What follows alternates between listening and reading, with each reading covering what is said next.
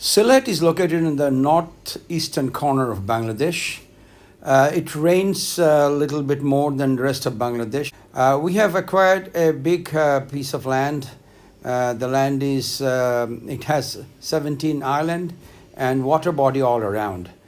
The water body is around 2.5 meter high in summer. In winter, it dries up. So what we are going to do is we have made up our mind to have a big embankment. The land is, as I have sketched it here, it has some potholes. It fills up during summer, and in winter people go and catch fish. So what we are going to do is we're going to change the landscape. This is the present condition of the land. And what we are planning to do is we are going to make an embankment. Before the embankment, we are going to do a small lake and then have the embankment done. And inside the embankment, the entire area is going to be a big embankment where at least two vehicles can cross each other. And we're going to have an outside lake surrounding the area.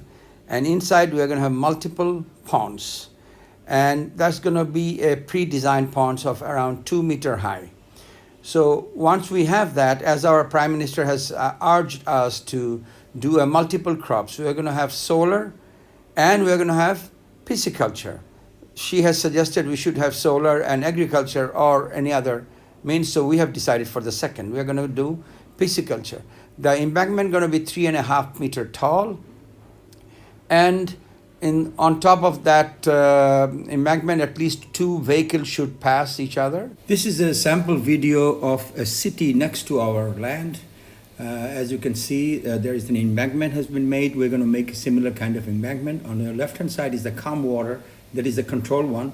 The height is 2.5 meter in monsoon, and it can go to 1.5 meter during winter time. On the right-hand side, the wild water, it can be different height, and in winter it dries up.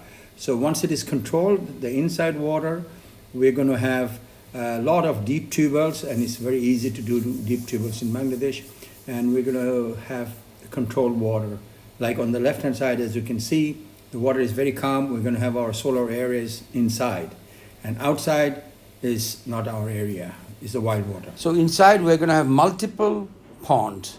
So the one on the right is the first pond, and one on the left is the outside lake, which is going to surround the entire area.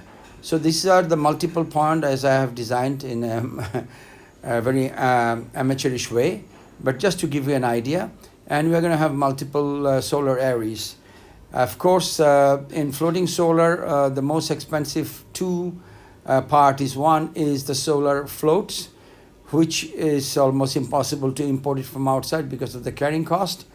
And another one is anchoring. Now, in the present the world situation in floating solar, the anchoring is a very expensive proposition.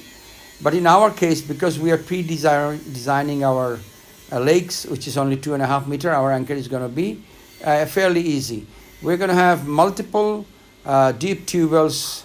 We know how to do those because we are an experienced in doing deep tubers, and Bangladesh is one of the easiest places to have deep tubers because the static water level is only 15 to 20 meter deep. So we're going to have multiple deep tubers to fill up the water when the water the level goes down, and if necessary, throw the water out when the water becomes more than 2.5 meter.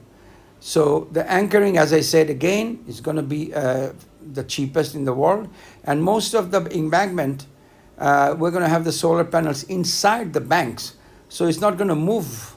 It's not going to move much when the water goes up and down. So it's going to just go up and down, maximum 3 meter high, and minimum is 1 meter. So it's going to be pretty cheap, and we're going to have pisciculture, fishing, and solar.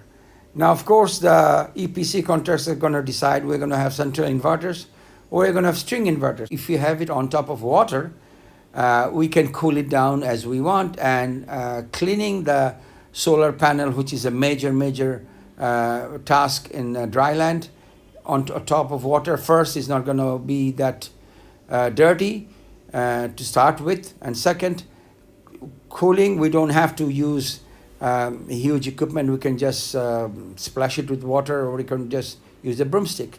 So the land we have, it has 17 islands, and the biggest one is around 4 acre, and the smallest one is around 2 acres.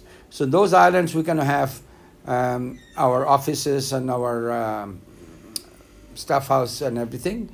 And Bangladesh is almost floating on water, so I think the best solution for Bangladesh would be and go ahead and have as big a land as possible. You can go for 200 megawatt if possible.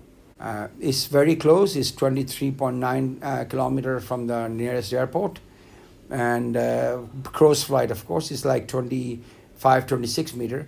And the 132 kV line goes on top of our land, but the nearest substation is around 4.2 kilometer away. It's 18.5 kilometer from Sylhet town, which has an international airport, and this is it. So that's our rough sketch of what we want to do. Who can resist this dream? So first you have to dream it, and this is our dream.